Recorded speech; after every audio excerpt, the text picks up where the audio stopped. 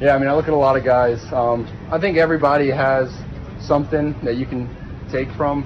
I mean, I look at Justin Tucker has some things I like. Graham Gano, Zerline. I mean, I think kind of there's 32 kickers in the league, and you got to learn from each other and try to get better.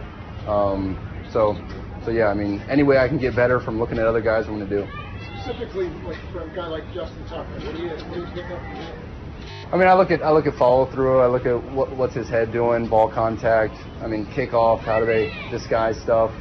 But yeah, I mean, you can always get better. You know, you can always get better.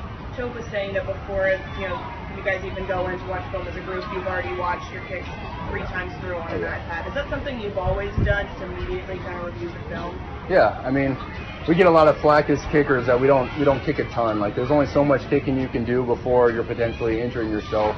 So I look at it, how can I put more work in that's not necessarily physically on the field? How can I put more work in outside the field? And if I'm watching film, if I'm taking notes, I'm getting that much better and I'm putting that much more time in. And I think the more you watch film, it just starts happening in your mind. So when you go out to kick, it's like your body's already naturally doing what you've been watching on film. You've been having some great kicks this last few days.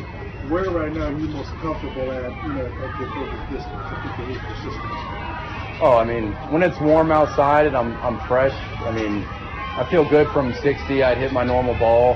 And then if you got wind at your back, it just goes back 65, things like that. But, yeah, when I'm fresh, I definitely feel good. When you came in the middle of your first year with the Chiefs, how much did you know about Dustin Colquitt, and what's it been like to see his consistency and longevity over the course of your guys' sort of time as teammates? Yeah, well, I grew up a Falcons fan, so I was watching a lot of those games growing up. I honestly probably never watched a single Chiefs game. I only knew Tony Gonzalez because he came to the Falcons. And I heard a lot of people talk about Dustin Colquitt when they heard I was going to the Chiefs. He said, he's a great veteran. He'll teach you a lot. You can learn a lot from him. And then, I mean, all of that came true when I came to the locker room and I saw the type of professional that he was. And he's helped me a lot throughout, my short career, just learning how to be a pro and take care of my body and have a long career. What's the first example or first example you have where you knew Dustin was sort of special because of the things you just mentioned? I mean, I think he has a great work ethic, and I think his approach to kicking is kind of very like nuanced. I'd say it's not your basic foundational stuff that you get in high school or college. I mean, he's pointing out a lot of small things that only a guy with 15 years in the league would notice. I mean, I think that's what really separates him is he's got a lot of tricks and small things that I've learned from. But that's how you differentiate yourself from everybody else. There's a lot of great guys with a lot of talent that aren't in the NFL right now, and how do you separate yourself? And I think it's a lot of the small things that I figured out on my own, and then stuff that I've learned from Dustin as well. Your team signed you to an extension over the summer. What did it mean to you that they made that long-term investment in you? Oh, it means a ton. They trust me. They have faith in me. I'm so happy to be a Kansas City Chief, and I'm working my butt off to produce and be the best kicker that I can be. But it means a lot. I'm happy to be here. I love it in Kansas City, so it means a lot to me. As you look back at kind of how this went, just how grateful you are to that Chiefs win and grabbed from the Carolina Panthers practice squad.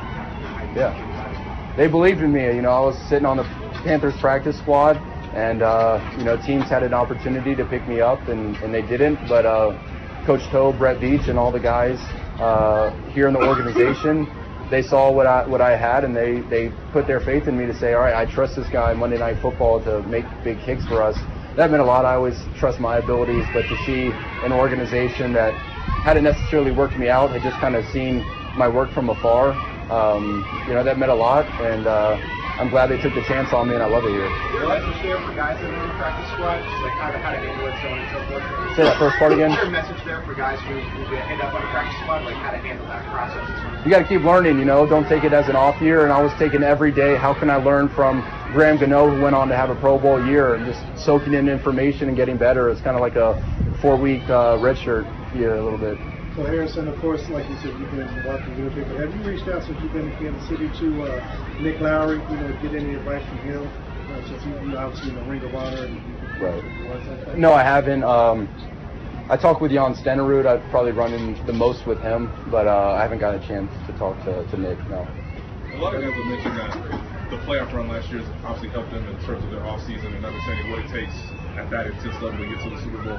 You've had 2 playoff runs. What did you learn the first year to last year, and what do you think you've sort of taken with you since the AFC Championship year? Yeah, I mean, in 2017, I was treating every game like the Super Bowl almost, which I think is great to do. But now my mindset, having played in 2 playoff runs, is how do I keep my body fresh for a long playoff run? The season doesn't stop, when the regular season's over. That's when it really gets going. And every game and the next game are the most important ones. But you can't be thinking of the 17-week season. You got to be thinking this is going on 21, 22 weeks. Yeah, 21 weeks. It's a long season, and you got to expect that. And that's why you play the regular season. You play the regular season, get to the postseason. Hey, Harrison, it seems like Dave Toub would be qualified for any number of head coaching jobs, but can you state the value of having him here year after year? It's been great. I mean, that's consistency, to have the same special teams coach now going on this 3rd year. And, I guess I'm tooting my own horn, but he's got a great eye for talent to get me to come here. But he's been great. I think he's let me kind of do my thing. He trusts me. He's going to give me some pointers and tips along the way. But, I think he's seen my work ethic. He knows I'm trying to be the best kicker I can be, and he respects that, and he's helped me to flourish here. Any feedback on how Jack Fox has been doing out there? Yeah, I think you'd have to talk to Coach Toub about that. But he's working hard. This is his first year in the league, and so he's doing the best he can to get better every day. Okay. Thanks, guys. Thank you, guys. Appreciate it.